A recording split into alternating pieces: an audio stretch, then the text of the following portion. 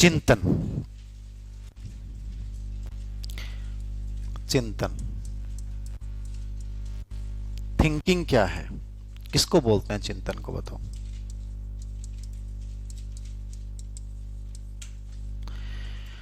चिंतन पे भी बहुत प्रश्न आए हैं, थोड़ा सा देख लेना इसको भी हल्का हल्का।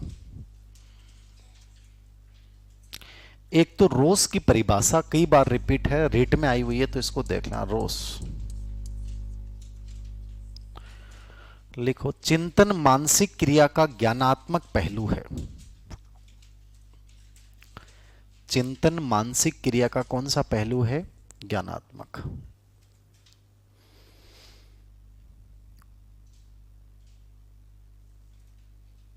चिंतन मानसिक क्रिया का, ये इंपॉर्टेंट डेफिनेशन है, इससे 3 प्रश्न है, देख लेना आप। मानसिक क्रिया का ज्ञानात्मक पक्ष या पहलू है। एक तो ये परिभाषा किसने दी, एग्जाम में आ गई। चिंतन कौन सी क्रिया है, ये एग्जाम में आ गया।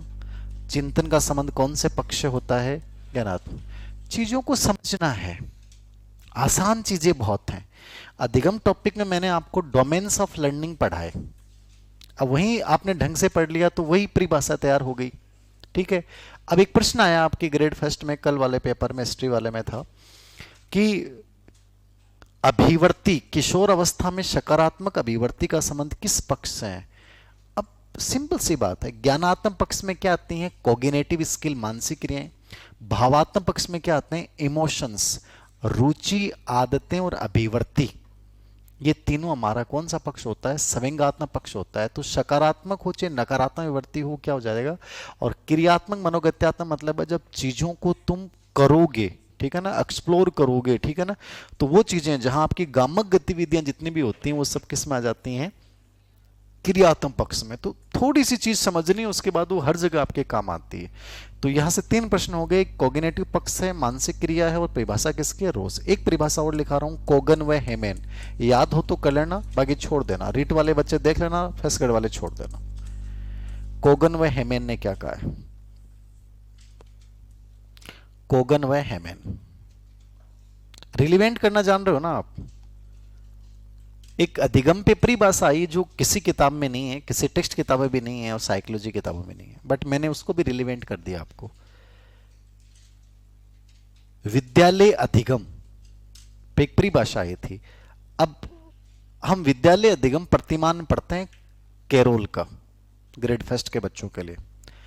अब विद्यालय अधिगम जो है वो शब्द ही केवल कैरोल ने यूज किया है, और वहां कैरोल ऑप्शन में है, तो रिलीवेंट कर दो ना। ऐसे प्रश्न जब आपके सही हो जाते हैं तो कॉन्फिडेंस लेवल चरम पे आ जाता है कि यार मैं डिफरेंट तो हूं। और आप देख के डर गए, यार ये परिभाषा कहां से आ गई, ये तो है ही नहीं, पढ़ी नहीं है मैंने। पूरे सिलेबस को ढंग से पढ़ लेते हो तो सब प्रश्न आपको पेपर में मिल जाते हैं। पूरा सिलेबस यदि थोड़ा सा सरसरी तौर पे देखा हुआ भी होता है तो भी आपको बहुत बड़ा फायदा होता है। बस थोड़ा सा आपके रिलेवेंस करने की योग्यता, संबद्धता यदि आपको आ गई तो मजा आ गया। लिख लो, चिंतन मानसिक प्रतिमा, चिंतन मानसिक प्रतिमा, संकेत,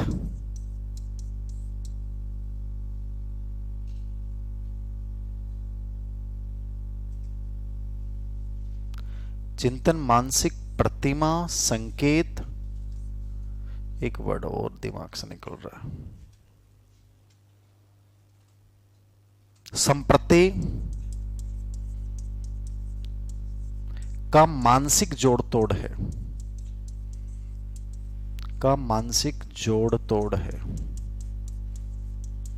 चिंतन मानसिक प्रतिमा, संकेत व संप्रत्यों का मानसिक जोड़ तोड़ है। किसने कहा है? कोगन व हेमैन। कोई नहीं, पढ़ो तो पढ़ लेना, छोड़ देना चाहिए, कोई बड़ा फर्क नहीं पड़ेगा। हेडलाइन डालो, चिंतन की विशेषता।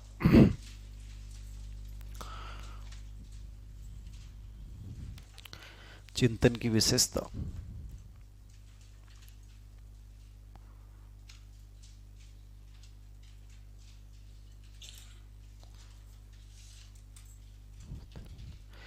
चिंतन की पहली विशेषता है, चिंतन आंतरिक प्रक्रिया है या बाह्य प्रक्रिया है?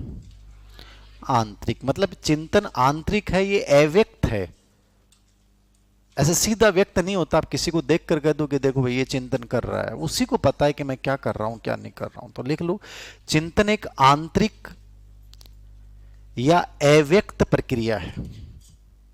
ये एक लाइन में 3 वर्ड लिख लियो, मैं तो थे, आप तो लिख लियो। चिंतन आंतरिक, अव्यक्त और मानसिक प्रक्रिया है। चिंतन आंतरिक, अव्यक्त और मानसिक प्रक्रिया। आंतरिक है, इंटरनल है, अव्यक्त है और मानसिक है। लिख लिया। चिंतन का प्रारंभ किससे होता है बताओ? बिना प्रॉब्लम्स के तो चिंतन होता ही नहीं है, याद रखो। तो प्रॉब्लम्स होना बहुत जरूरी है। समस्या का समाधान भी प्रॉब्लम से होता है, चिंतन भी प्रॉब्लम से स्टार्ट होता है। लिखो, ये आया हुआ प्रश्न है। चिंतन का प्रारंभ समस्या से होता है और यह समाधान तक चलता है। आया हुआ प्रश्न है ये। स्टार दे लिया करो, जठिया बोलो ना ऐड होए, क्योंकि थे जितना सुनना हो ना बतो कोई गुने हुए धरती पर। चिंतन का प्रारंभ किससे होता है? समस्या से, और ये कहां तक चलता है? समाधान तक। चिंतन का प्रारंभ समस्या से होता है और ये समाधान तक चलता है।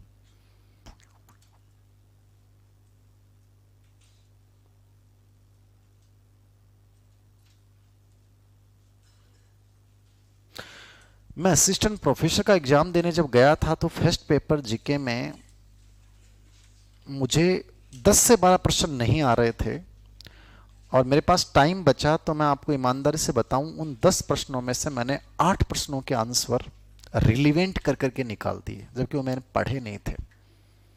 रिलीवेंसी बहुत बड़ी ताकत है। जब आप खाली बैठो ना, चीजों को यूं जोड़ा करो, ये मानसिक जोड़ तोड़ यही है।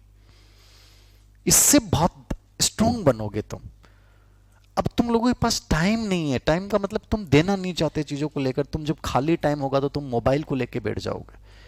मोबाइल पे कोई ना कोई ऐसी चीज स्क्रॉल करोगे जिसमें आपको 20 मिनट निकल जाएंगे, पता नहीं चलेगा। हमारे पास सबसे प्लस पॉइंट ये था कि हम सोच लेते थे चीजों को पढ़ने के बाद, यार ये चीज ऐसे, ये चीज ऐसे। तो वो एबिलिटी इतनी डेवलप हो गई कि वो मेरे 8% सही हुए उसमें से, और उन 8 प्रश्नों से मुझे असिस्टेंट प्रोफेसर में जीके में मेरे को बहुत एडवांस कर दिया। मेरे 39 नंबर सही थे, जो कोई 1-2 बच्चे के राजस्थान में नंबर थे फर्स्ट पेपर में 50 में से, बाकी किसी के थे नहीं। तो मुझे लगा कि अब अपन छोड़ेंगे नहीं इसको, और मेरा कॉन्फिडेंस इतना गजब का हो गया, मुझे लगा कि अब सब्जेक्ट में भी गजब करेंगे। ये चीज़ बहुत इंपॉर्टेंट। आपका फर्स्ट पेपर कैसा जाता है उस पर सेकेंड पेपर डिपेंड करता है। तुम्हारा फर्स्ट खराब हो गया, तुम्हारी बहुत गजब की स्टडी थी, सब्जेक्ट तुमने एक धुरंधर आदमी से पढ़ा था, 100% रिजल्ट है 0। ये चीजों को समझिए, इन चीजों को। First step most important step. जब तुम घर से निकले ना, वो वैसे स्टेप इंपॉर्टेंट है कि तुम्हारे मन में आया कि यार अच्छा फील आ रहा है, वाइब्स पॉजिटिव आ रही है, बस गेम चेंज है। फिर तुम रूम में प्रवेश किया और तुमने जब पहला प्रश्न पढ़ा, फर्स्ट पार्ट देखा, उसमें तुम्हारी परफॉर्मेंस ये तय कर देगी कि 2 दिन बाद या 1 दिन बाद तुम्हारा जो सब्जेक्ट का पेपर है उसमें तुम्हारी परफॉर्मेंस बहुत गजब की होने वाली है। और वहां तुम नेगेटिव कर गए ना, यहां मर गए ना तुम, सब्जेक्ट तुम्हारा 100% नेगेटिव जाएगा, आते हुए प्रश्न तुम्हारे गलत हो जाएंगे। गेम पूरा कॉन्फिडेंस का है। इसलिए फर्स्ट पेपर और जो पहला पार्ट है, पहले कदम है, इनको भी उतनी मजबूती और स्ट्रांग बनाओ जितना आपका सब्जेक्ट है। 2 नंबर पे, चिंतन में विश्लेषण और संश्लेषण की प्रक्रिया निहित होती है। चिंतन में विश्लेषण और संश्लेषण की प्रक्रिया निहित होती है। चिंतन में विश्लेषण और संश्लेषण की प्रक्रिया निहित होती है। जानते हैं इसका मतलब क्या हुआ? विश्लेषण संश्लेषण, चीजों को तोड़ोगे। चिंतन में क्या करोगे? पहले तोड़ोगे, और चिंतन जब परिणाम पे पहुंचता है तब जोड़ोगे। और जो जितना जोड़ तोड़ करेगा उतना ही बनेगा। समझ रहे हो आप? जितना जोड़ तोड़ करेगा उतना ही क्या है, वो सक्सेसफुल है। तो इसमें विश्लेषण भी है और क्या है, संश्लेषण भी है। फिर लिखो, चिंतन उद्दीपक अनुक्रिया के मध्य मध्यस्थ प्रक्रिया है। चिंतन को क्या प्रक्रिया माना गया है? मध्यस्थ प्रक्रिया। एस आर के मध्य मध्यस्थ प्रक्रिया। चिंतन उद्दीपक अनुक्रिया के मध्य कौन सी प्रक्रिया है? मध्यस्थ। उद्दीपक अनुक्रिया के मध्य मध्यस्थ प्रक्रिया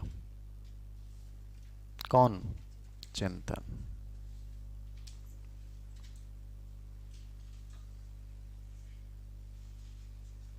चिंतन लक्ष्य निर्देशित प्रक्रिया है।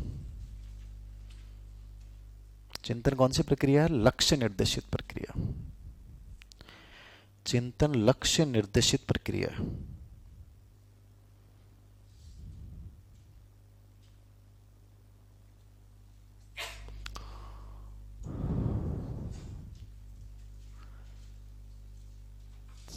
चिंतन के 4 तत्व होते हैं। इसको स्टार्ट दे लेना, इस लाइन को।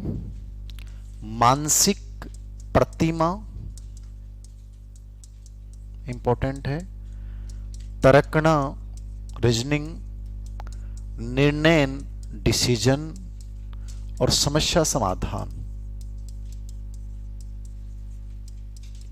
चिंतन के तत्व होते हैं 4। मानसिक प्रतिमा, तर्कणा, निर्णय, समस्या समाधान। चिंतन के 4 तत्व होते हैं मानसिक प्रतिमा, तर्कणा, निर्णय, समस्या समाधान। क्या चिंतन में प्रयास त्रुटि हो सकती है क्या? ट्रायल एंड एरर, बताओ, यस या नो? होगी। प्रयास त्रुटि तो हर जगह होगी। ये प्रश्न सीटेट में कोई आया हुआ है, उस इसलिए संदर्भ की चर्चा कर रहा हूं कि चिंतन में प्रयास त्रुटि का समावेश रहता है। 100% रहेगा। प्रयास हो, गलतियां करोगे तभी तो चिंतन और स्ट्रांग बनेगा।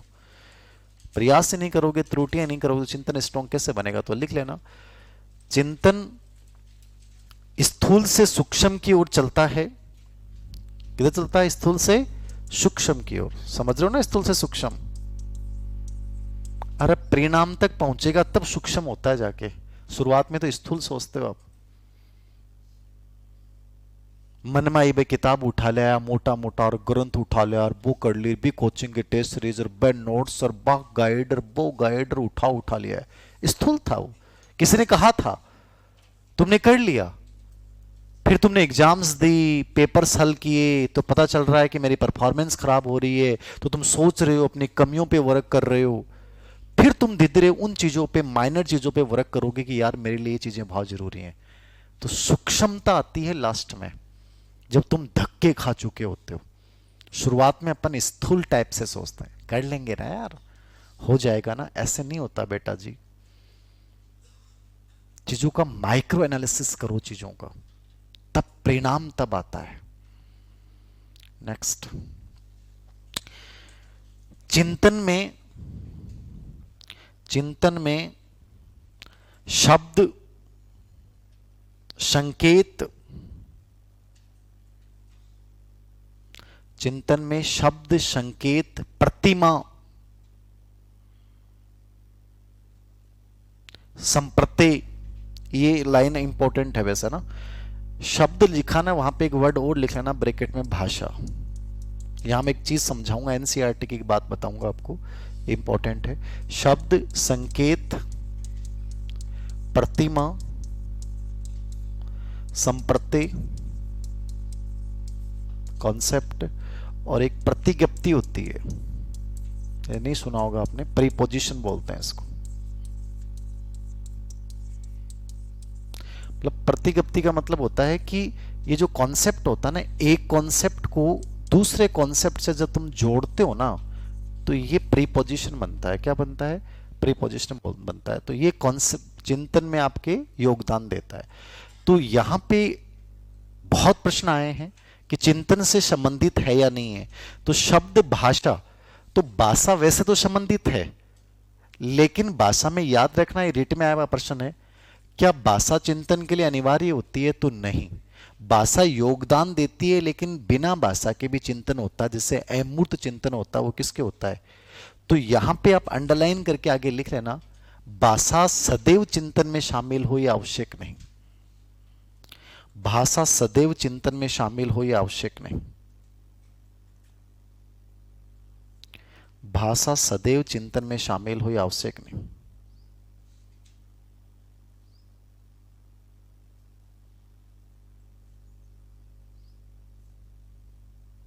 बाकी कॉन्सेप्ट, प्रतिज्ञप्ति, आपका प्रतिमा, संकेत, ये सब हमेशा चिंतन में किसी न किसी रूप में क्या होता है, शामिल होता है। ये इंपॉर्टेंट लाइन थी। हेडलाइन डालो, चिंतन के प्रकार।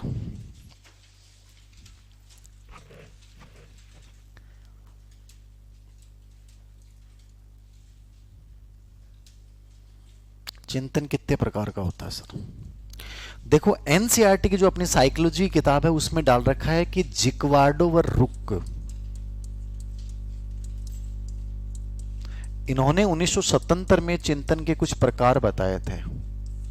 इन्होंने 2 प्रकार बताए हैं। एक ऑटिस्टिक चिंतन होता है जिसको शवली चिंतन बोलते हैं, ऑटिस्टिक, और एक होता है यथार्थवादी, रियलिस्टिक। ये ऑटिस्टिक चिंतन, शवली चिंतन मतलब कल्पना वाला, सौपन वाला। ये वास्तविक समस्या के समाधान, रियलिस्टिक, ये कोई भी प्रॉब्लम सॉल्यूशन पे बेस होता है। यथार्थवादी चिंतन के 3 प्रकार होते हैं, अभिसारी, अपसारी और आलोचनात्मक। ये बहुत इंपॉर्टेंट बिंदु है, इसको समझ लेना बस आप। रिट में एक प्रश्न 100% यहां से आ जाएगा। चिंतन के जिक्वार्डो और रुक एक मनोवैज्ञानिक हैं, उन्होंने 1977 में चिंतन के 2 प्रकार बताए। ऑटिस्टिक शवली चिंतन जो सपने वाला है, और एक यथार्थवादी रियलिस्टिक चिंतन जो समस्या के समाधान पर होता है। ये तो काल्पनिक है। चिंतन कौन सा है? काल्पनिक है। कि मैं रास्ते में जा रहा था, क्या हुआ फिर रास्ते में जा रहा था तो मेरी गाड़ी पंचर हो गई। मेरी गाड़ी जैसे ही पंचर हुई तो पीछे से गाड़ी और आई। उस गाड़ी में एक सुंदर सी बाला गाड़ी चला रही थी। फिर मैंने हाथ दिया, उसने रोक लिया। रोकने के बाद मुझे बगल वाली सीट पे बैठाया। बैठाते बैठाते उसने कहा, कैसे हो? बढ़िया, ठीक है। वो किसी कंपनी की बड़ी मालकिन थी, उसको मैं बहुत अच्छा लगा और उसने मुझे कहा कि कल ऑफिस में आना। मैं गया, जाते उसने मुझे मैनेजर बना लिया। मैनेजर तो बना ही बनाया, फिर वो मुझे बहुत पसंद करने लग गई। हमारी शादी भी हो गई, बच्चे भी हो गए। क्या मजा आया आपको, ठीक है। जबकि नीचे खड़े होके देखा तो थारो जो फटफटी हो, जो 12 साल पुराना हो, बिगो टायर फाटे पड़े है, ठीक है। आसपास पंचर की दुकान नहीं है और कोई संभावना ही नहीं है। और थारो डोले को हो रहे है कि बिन देख की लेडीज की छोड़ो, कोई जेंट्स भी था ना, गाड़ी नहीं रोके, लेकिन थे 2 मिनट में जगह आनंद लिया ना, वो चिंतन कौन सो हो? ऑटिस्टिक। कोई फर्क नहीं पड़ा, आपने तो ले लिया आनंद। क्या हो गया आपको? तो 10 सेकंड के लिए भी डोपामाइन आ गया तो बढ़िया है। ये पॉजिटिविटी का रीजन है। तो कई बच्चे यूं ही सोचते हैं, ऐसा हो गया, ऐसा हो जाएगा, मैं ऐसे मिलूंगा किसी से, ठीक है। परीक्षा के पहले वाली नाइट को अचानक से फोन पे मैसेज आया, पेपर चाहिए क्या? तुमने कहा चाहिए, ठीक है। इतने में पेपर ही आ गया। पेपर आने के बाद मैंने पूरी रात पढ़ा। उसने कहा किसी को बताना मत, तुमने कहा नहीं बताऊंगा, ठीक है। फिर तुम पेपर देने गए, पेपर देते ही सेम टू सेम वही पेपर आया। आते ही तुम्हारा सिलेक्शन हो गया, तुम टॉप किया, तुमने 3री रैंक आई। आनंद ले लिए तुमने। 5 मिनट में सीधी रैंक तक पहुंच कर बताओ कि बिगड़ो थारो? कुछ नहीं बिगड़ा ना। ये ऑटिस्टिक है, बुरा नहीं है, बट ये समस्या समाधान पे आधारित नहीं। यथार्थवादी है, रियल समस्या, प्रॉब्लम ये गाड़ी पंचर होगी, अब बेटा करेंगे, अब चीजें करनी है, अब सॉल्यूशन तक पहुंचना है। तो यहां 3 चिंतन होते हैं। अभिसारी, जो चीजें मेरे पास हैं, जो चीजें मुझे दिख रही हैं, उसके आधार पे मैं समाधान निकालूं, डायरेक्ट, कोई हटके नहीं करना। यहां अपसारी में होता है यार हटके चीज, कि यार अब इसमें और क्या ऑप्शन हो सकते हैं, मैं क्या चीजें नहीं कर सकता हूं, यहां से मेरे लिए बेस्ट ऑप्शन क्या हो सकता है, ठीक है ना। तो यहां वो कुछ ना कुछ इनोवेशन करेगा। वो इनोवेशन कुछ भी हो सकता है, क्रिएटिविटी कोई भी हो सकती है, मतलब उसकी मौलिकता नवीनता शामिल होगी। आलोचनात्मक वो गुण और दोष के आधार पे जब कोई चीज का निष्कर्ष निकालता है तो चिंतन कौन सा होता है, आलोचनात्मक। यहां से इतने प्रश्न आते हैं, रीट का फिक्स प्रश्न होता है अभिसारी और अपसारी चिंतन। अभिसारी मतलब वो जो होता है वो होता है एक दिशा में सोचना। मैं सीधा कोई आपको बिंदु दे दूं कि भाई ये एक चीज निकालो, एक बालक की मानसिक आयु 10 वर्ष है, वास्तविक आयु 20 वर्ष है, उसकी बुद्धि लब्धि ज्ञात करो। तो तुम जो बुद्धि लब्धि ज्ञात किया तुमने उस फार्मूले के आधार पे तुमने अभिसारी चिंतन निकाला। अपसारी चिंतन ये होगा कि उसमें तुम नई चीजें जोड़ोगे कि इस बच्चे का आईक्यू लेवल ये है, इसका मतलब बच्चा ये है, और इस बच्चे की विशेषताओं में ये चीजें पाई जाएंगी। तुमने जब उस तथ्य में अपनी ओर से जब नई चीजें जोड़ दी वो अपसारी होता है। और ये चिंतन दो बच्चों में पाया जाता है, एक प्रतिभाशाली बालक में और एक सृजनात्मक बालक। तो चीजों को रिलेवेंट कर लेना, ये बार बार प्रश्न आएगा। अपसारी में क्या होता है, जब आप अपनी ओर से नई चीजें जोड़ देते हो, इसको अपसारी बोलते हो। इसको आप आगमन चिंतन भी बोल सकते हो, और अभिसारी को आप निगमन चिंतन भी बोल सकते हो, क्योंकि ये केवल सीधी एक लेख में चलता है और दिए गए तथ्यों के आधार पर निष्कर्ष निकालता है। तो ये दोनों बहुत इंपॉर्टेंट।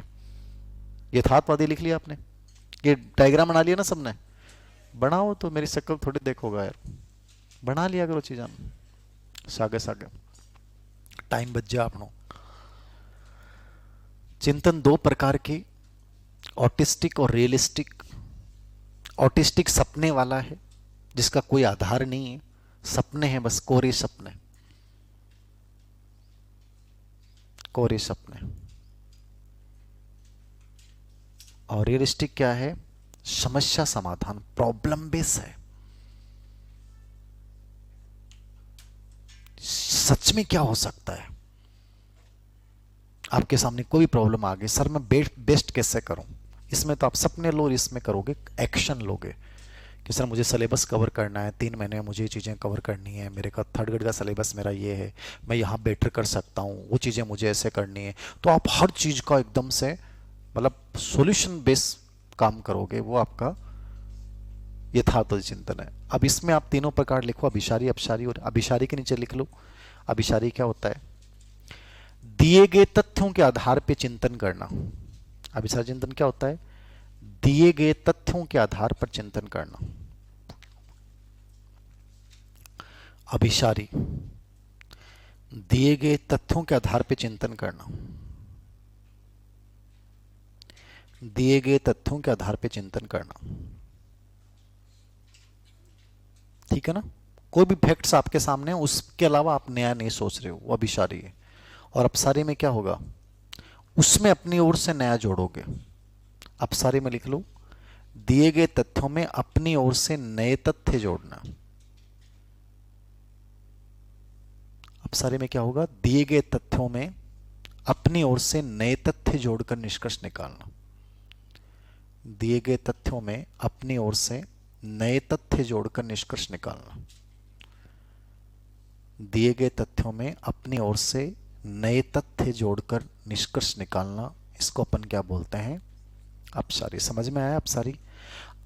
अभिसारी एक विध चिंतन है, मतलब एक दिशा में चल रहे हो आप, ये चीज ऐसे चल रही है बस उसी के, लीक से हटके काम नहीं करोगे।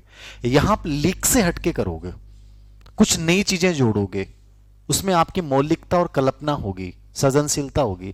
तो ये जो चिंतन अपसारी होता है ना, वो किस में होता है, प्रतिभाशाली में। प्रश्न बहुत बार आता है, ये प्रतिभाशाली में होता है और किस में होता है, सृजनात्मक बालक में। किस में होता है, तो ये दो बच्चों में स्पेशली पाया जाता है, प्रतिभाशाली में और सृजनात्मक में अपसारी चिंतन। आलोचनात्मक चिंतन में लिख लो, गुण और दोष के आधार पे, गुण और दोष के आधार पे।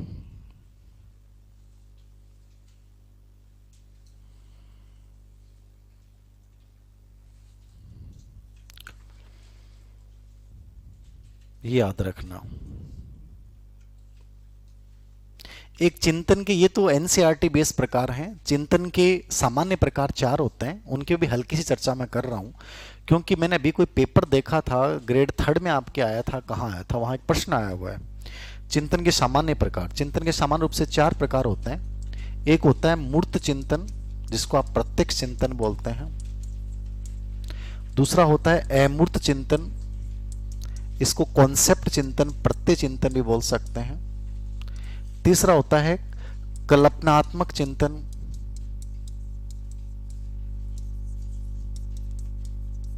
चौथा होता है तार्किक चिंतन। तो इस तार्किक वाले पे प्रश्न आया हुआ है। चिंतन के सामान्य प्रकार। सामान्य प्रकार में कितने हैं चिंतन? 4। मूर्त या प्रत्यक्ष, अमूर्त, कल्पनात्मक और तार्किक।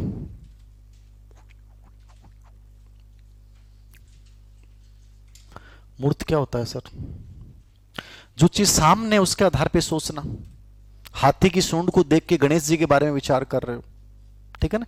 पेड़ के पत्तों को देखकर फिर पर्यावरण संरक्षण के बारे में बात कर रहे हो, मतलब उससे जुड़ी हुई चीज देखकर फिर तुम चिंतन शुरू करते हो। बिना देखे चिंतन शुरू नहीं होता। छोटे बच्चे जो चिंतन करते हैं वो कौन चिंतन करते हैं? मूर्त या प्रत्यक्ष। तो ये तो नाम से क्लियर हो रहा है, लिखो तो कोई भी लाइन लिख लेना ना। कोई चीज को देखकर जो चिंतन शुरू करोगे वो प्रत्यक्ष चिंतन है, छोटे बच्चों में पाया जाता है। और ये जो अमूर्त चिंतन होता ना, उसमें चीजें प्रत्यक्ष सामने नहीं होती हैं। जैसे मैं तुमसे एक सवाल पूछूं कि तुम्हारे जीवन का उद्देश्य क्या है, लाइफ का उद्देश्य क्या है, तो ये प्रत्यक्ष चिंतन नहीं है, अमूर्त चिंतन है। तुम सोचोगे कि सर मेरे जीवन का उद्देश्य क्या है, मुझे सच में जाना कहां पे है, मुझे करना क्या है। प्रत्यक्ष तो कोई चीज आपने देखी, उससे जुड़ी हुई चीज बता रहे हो। अमूर्त का मतलब आत्मा है, ईश्वर है, इनसे रिलेवेंट चीजें पूछी जाएंगे, वो चिंतन कौन सा होगा? अमूर्त या प्रत्यय चिंतन। कल्पनात्मक जो चिंतन होता है ना, वो होता है पूर्व अनुभव पे आधारित। पूर्व अनुभव पर आधारित भविष्य से होता है। समझ रहे हो आप? पूर्व अनुभव आधारित भविष्य से जो चिंतन होता है कल्पनात्मक। आई कि ये बात समझ में आपके? अरे टाबर है, टाबर का पापा दिल्ली गया, और दिल्ली गया तो दिल्ली से टाबर के लिए लेके आया, ले आया बिल्ली। बिल्ली मिल लेंगे दिल्ली के मायने? कहीं बावड़ी बात करो रहे। किसने कहा ये कॉन्सेप्ट? टाबर का पापा दिल्ली से जेम्स वाली टॉफी लेके आए। जैसे वो जेम्स वाली टॉफी लेके आए, बच्चे ने खा ली। फिर अगले महीने बच्चे के पापा फिर दिल्ली जा रहे हैं। तो बच्चा क्या सोच रहा है? पापा जा रहे हैं दिल्ली से, क्या लेंगे? जेम्स लेके आएंगे। अब मतलब उसके दिमाग में क्या है? काल्पनिक चिंतन है। किस आधार पे बना? पिछली बार जब पापा गया थे तो ये चीज लेके आए थे, मतलब अगली बार संभावना है कि पापा ये लेके आएंगे। ये जो चिंतन कर रहा है वो क्या है? पूर्व अनुभव आधारित भविष्य। मतलब जरूरी थोड़ी है कि ऐसा होगा, हो सकता है दिल्ली से इस बार बिल्ली ले आए, ले आ सकते हैं। दिमाग में आ जाए कि भाई दिल्ली बिल्ली के लिए प्रसिद्ध है, जबकि दिल्ली में बिल्लियां नहीं मिलती, याद रखना। चौथा और अंतिम चिंतन होता है तार्किक। ये इंपॉर्टेंट है। इस पे एक प्रश्न आया था कि जॉन डीवी ने विचारात्मक चिंतन किसे कहा है? लिख लेना। जॉन डीवी ने इसे विचारात्मक चिंतन कहा है। जॉन डीवी ने इसे विचारात्मक चिंतन कहा है। किस चिंतन को? तार्किक चिंतन को। जॉन डीवी ने इसे विचारात्मक चिंतन कहा है। यह चिंतन का सर्वश्रेष्ठ प्रकार होता है। यह चिंतन का सर्वश्रेष्ठ प्रकार होता है।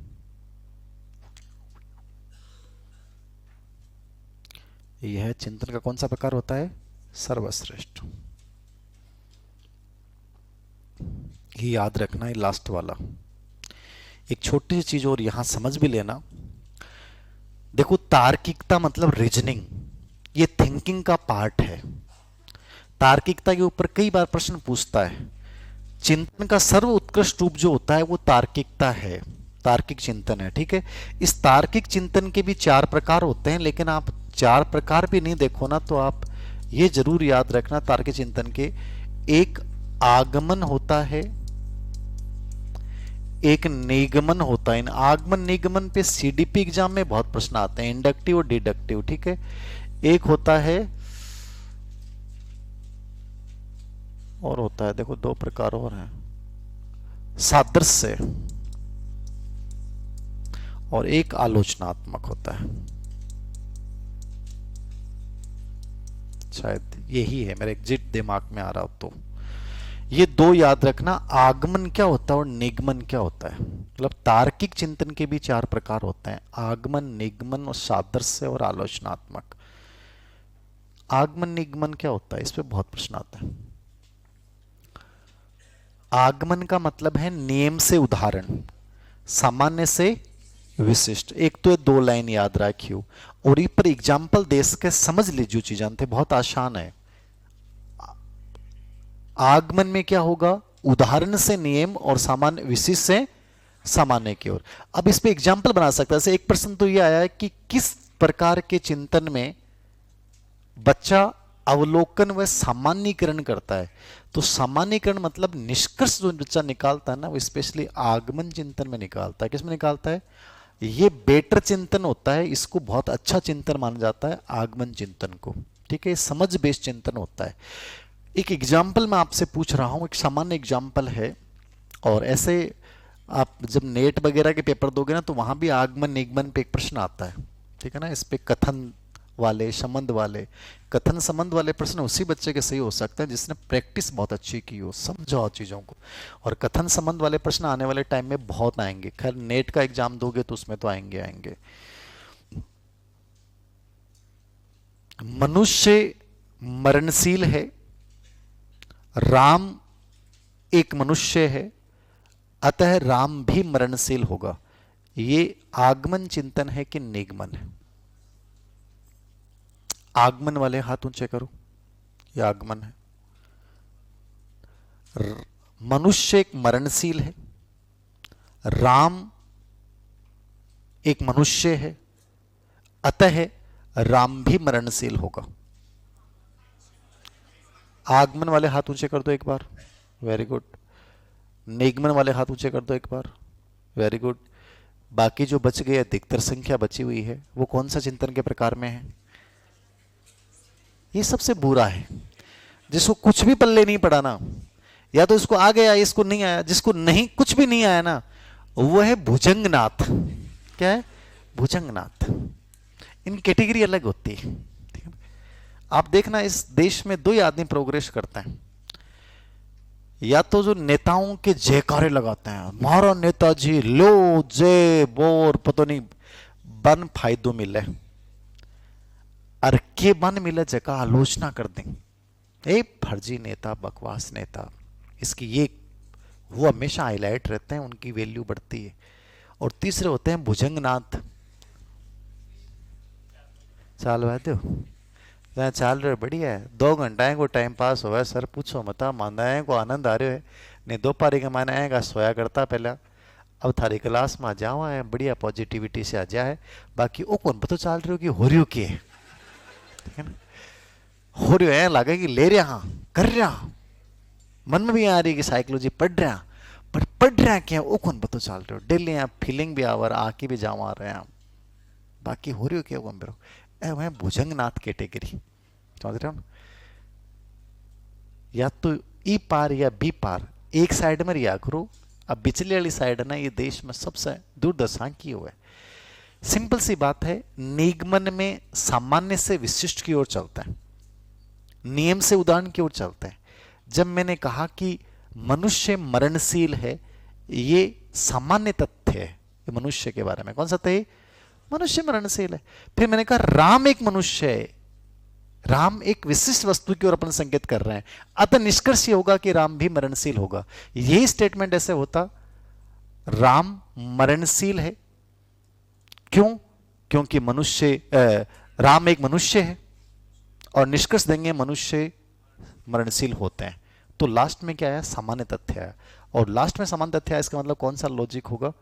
आगमन होगा। ठीक है, और निगमन में क्या होता है? सामान्य से शुरुआत होती है कि मनुष्य मरणशील है। तो चीजें इस प्रकार से एग्जाम में आएंगी, थोड़ा सा दिमाग लगाया करो, आगमन क्या और निगमन क्या। तो लिख लेना आगमन क्या है। आगमन में नियम से, आगमन में उदाहरण से नियम, विशिष्ट से सामान्य, ये दोनों लाइन बहुत बार आती हैं। आगमन में क्या लिखोगे? उदाहरण से नियम, विशिष्ट से सामान्य।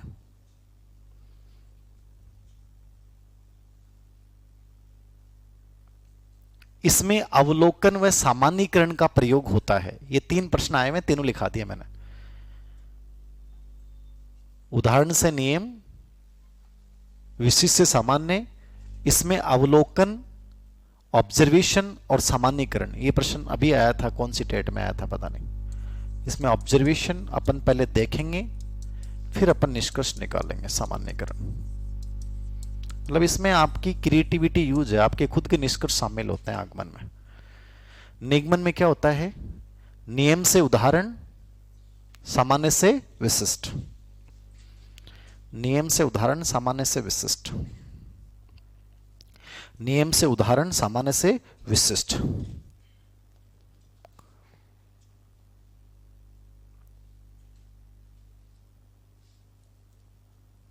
और फिर क्या बताया मैंने?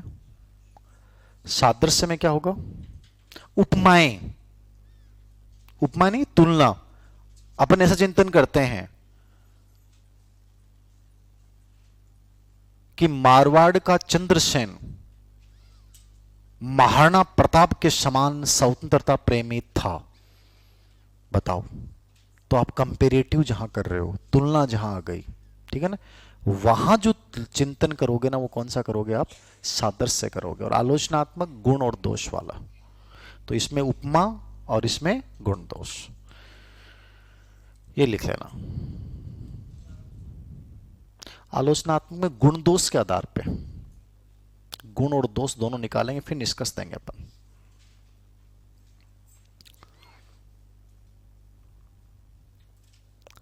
चिंतन के 4 सोपान होते हैं, ये भी लिख लो यदि इंपॉर्टेंट नहीं है।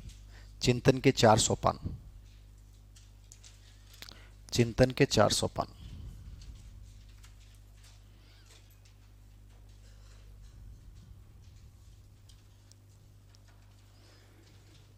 इंपॉर्टेंट नहीं है चाहे छोड़ देना। चिंतन के 4 सोपान होते हैं। ये एक व्यक्ति हुए हैं ह्यूज, इन्होंने बताए हैं। समस्या का आकलन सबसे पहला होता है कि प्रॉब्लम आएगी, फिर दूसरा होता है तथ्यों का संकलन, समस्या से संबंधित तथ्यों का संकलन करोगे आप, फिर निष्कर्ष निकालोगे, निष्कर्ष निकालना, और चौथा होता है परीक्षण करना कि जो निष्कर्ष आपने निकाला है वो सही है कि गलत है। कोई इंपॉर्टेंट नहीं है, देख लेना। ह्यूज ने चिंतन के 4 सोपान बताए हैं। समस्या का आकलन, समस्या आएगी, फिर समस्या से संबंधित तथ्यों का संकलन करोगे कि क्या, क्यों आई, क्या समाधान हो सकते हैं, फिर आप निष्कर्ष निकाल लोगे कि इसका समाधान संभवतः ये हो सकता है, और जो निष्कर्ष तुमने निकाला है उसका लास्ट में क्या करोगे? वेरिफिकेशन, कि जो निकाला वो सही तो है क्या, कहीं गलत तो नहीं है। एक सीटेट में ऐसा प्रश्न आते हैं कि चिंतन का विकास करने के लिए बतौर टीचर क्या करोगे, तो मैं ये लिखा नहीं रहा हूं, समझ लेना आप। अप्लाइड है चीजें, बहुत सारी साइकोलॉजी में अप्लाइड है, लिखने की जरूरत ही नहीं होती। आपको बच्चों में थिंकिंग पावर डेवलप करना है तो क्या करोगे आप बताओ? एज ए टीचर सोच के देखा करो चीजों को, आपके बहुत सारे प्रश्न सही हो जाएंगे एग्जाम में। मतलब साइकोलॉजी में सबसे बड़ा प्लस पॉइंट होता है, साइकोलॉजी में नकारात्मक उत्तर नहीं होता कभी भी। ये हमेशा देखो, नेगेटिव आंसर कभी नहीं होता है। मतलब नकारात्मक, जिस बिंदु में नकारात्मकता आ गई वो मनोविज्ञान में कभी उत्तर होता ही नहीं। यदि ये समझ में आ गई तो आपके 8-10% बिना पढ़े भी सही हो जाएंगे, यदि इस चीज को तुमने अप्लाई कर लिया एग्जाम हॉल में जाके। क्या करोगे चिंतन का विकास? चिंतन का विकास करने के लिए पहली चीज है बच्चों को फ्रीडम छोड़ दो आप। स्वतंत्रता चिंतन को बढ़ाती है। बच्चों के सामने तुम चुनौतियां पेश करो, प्रॉब्लम्स रखो बच्चों के सामने। जितनी प्रॉब्लम्स बच्चों के सामने रखोगे बच्चे सोचेंगे, उस पर वर्क करेंगे। आप तो समस्याओं का प्रस्तुत करना अच्छी चीज है, ठीक है। खोजपूर्ण प्रश्न कौशल करो कि देखो ऐसे होगा तो क्या होगा, ऐसी चीजें क्रिएट करो उनके सामने, तो उससे उनमें क्या होगा, उनकी जिज्ञासा को जागृत करो बच्चों की। पूछो बेटा, इससे पूछो, इससे पूछो, उससे उनमें चिंतन शक्ति का विकास होगा। उनमें सेल्फ डिसिप्लिन पैदा करो, उनमें आत्म मूल्यांकन पैदा करो कि बच्चा खुद अपना मूल्यांकन करना शुरू करे। चिंतन अपने आप ही करेगा। मैं इसलिए हमेशा आपको बोलता हूं कि रात को सोने से पहले 2 मिनट 5 मिनट अपने आप को दिया करो कि मैंने आज दिन में क्या किया। जिस दिन तुम अपना आत्म मूल्यांकन करना शुरू कर दोगे उस दिन चिंतन की प्रक्रिया शुरू हो जाएगी कि सर मैंने आज के दिन में 1 घंटा ये एकदम मेरा अनप्रोडक्टिव था, कुछ नहीं था सर, आप चिंतन करोगे उसको कैसे प्रोडक्टिव बदलना है। जब आत्म मूल्यांकन नहीं करोगे तो चिंतन करने की प्रवृत्ति जागृत नहीं होगी। वाद विवाद नहीं करोगे चिंतन आएगा ही नहीं। समस्याओं का सामना नहीं करोगे चिंतन डेवलप ही नहीं होगा। तो मतलब पॉजिटिव में लेके देखिए कि चिंतन के विकास करने के लिए मैं क्या क्या कर सकता हूं। वही एक ऑप्शन आ जाएगा कि रटने के लिए प्रोत्साहन देंगे, रटना चिंतन का विरोधी है। जैसे तथ्य हैं उनको उसी रूप में पढ़ा देंगे, ये चिंतन का विरोधी है। व्याख्यान पे बल देंगे, चिंतन का विरोधी है। ब्रेनस्टॉर्मिंग पे बल देंगे, चिंतन का समर्थक है। तो चीजें बहुत आसान है, आप समझ के देखिए। ऐसे पर्सन सीटेट वगैरह में तो आते ही हैं कि एक बच्चे में चिंतन शक्ति का विकास करने के लिए आप कौन सा उपाय नहीं करोगे। तो समझिए ना इन चीजों को, कहां लिखने की और किताब पढ़ने की जरूरत है कि चिंतन के विकास के लिए हम ये करेंगे।